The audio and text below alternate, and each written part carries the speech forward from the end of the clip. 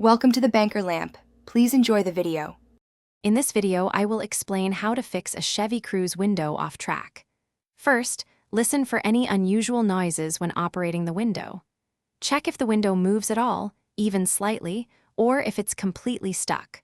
Also, look for any visible debris or objects caught in the window channel that might be preventing movement. To begin, you'll need a few basic tools like a flathead screwdriver and a trim removal tool. Carefully locate and remove all screws, often hidden under caps or in door pulls. Then, gently pry off the door panel, working your way around the edges.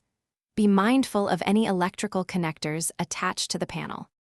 Once the door panel is off, inspect the window regulator and the tracks for any damage or misalignment. Gently guide the window glass back into its proper channels. Ensure that all the small clips and guides are correctly seated.